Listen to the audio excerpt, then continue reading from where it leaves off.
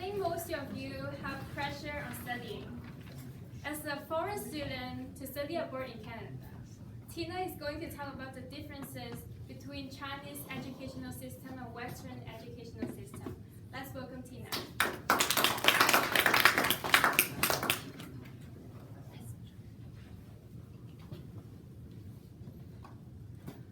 Do you know there are more than 9 subjects the Chinese students have to study during one semester in high schools? Do you know how many after-school classes the Chinese students have to go in China? Can you imagine how stressful the Chinese students are because of the intangible competitions about study? My name is Tina. I am an international student from China, and now I'm studying here. So I really know the difference between the Chinese education and the Western education after I started to study here. Today, I'm here to talk about this difference and indicate which educational system I prefer more. First, let's look at this picture. As you can see, there are a lot of booklets and binders in front of every student. These students have to do this exercise in order to build up the knowledge that the teacher teaches in classes. It's called kind classes. Do you guys know what's the meaning of it? Does it mean these students have to eat these books voraciously? Yes, it is. The teacher gives students so much homework in order to train them to meet their particular goals.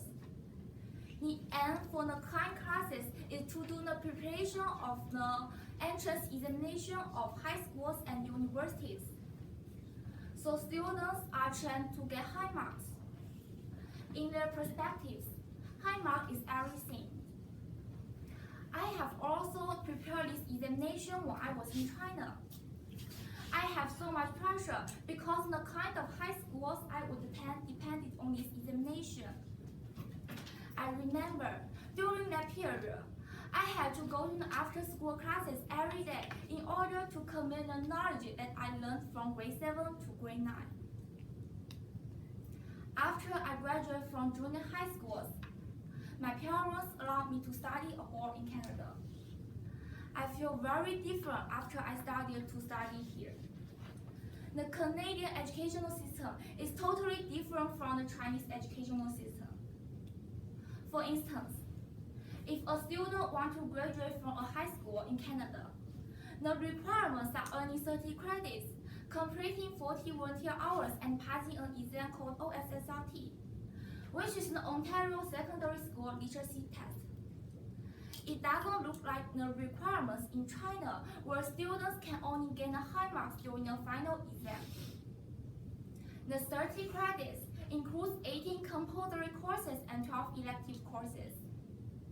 For the 12 elective courses, the students can choose the course that they are interested in so that they can be assessed by this course to decide which universities or colleges they are going to enter.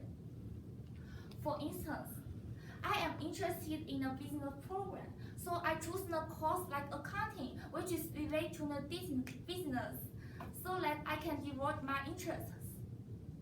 I feel very comfortable and confident about these courses. Completing 40 volunteer hours is another requirement for graduation in Canada, which means students have to find some volunteer works in a community center to complete their volunteer hours. Do you guys think it is a big challenge for you when you do volunteer hours? Sure, you need to build up your confidence in order to communicate with people, feel need with your groups, and so on.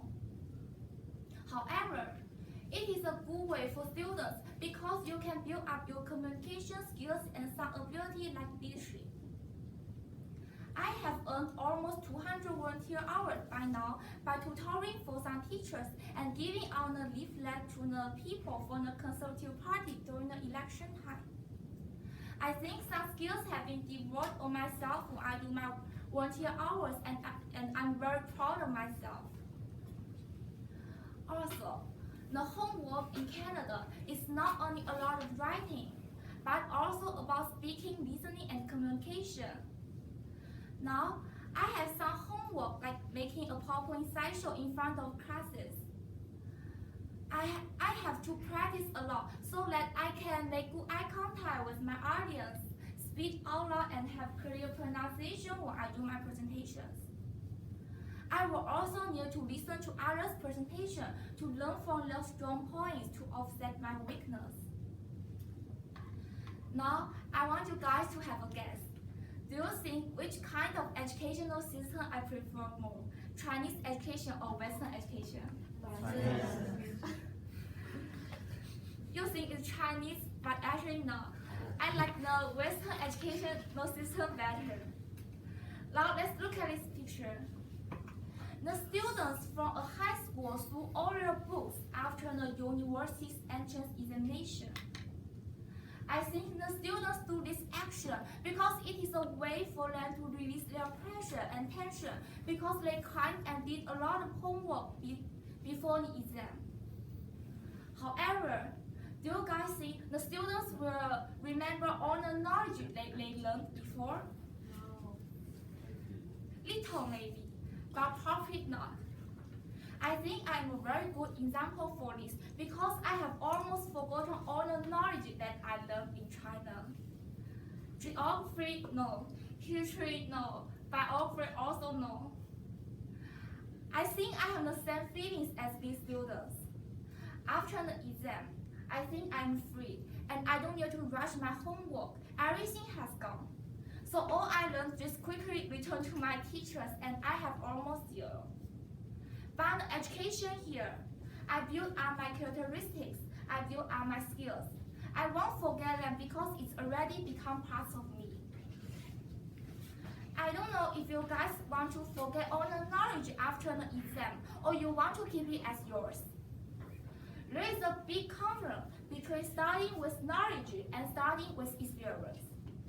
So that's why the Chinese education and the Western education are so different. What I am thinking about now is I hope the Chinese education and the Western education can be combined with each other. As we know, the Chinese educational system only includes knowledge and is short experience. The Western educational system doesn't include the knowledge as much as in China in their educational system. Will it be great if the Western educational system comes into the Chinese educational system? So the Chinese students can build up their confidence. Thank you.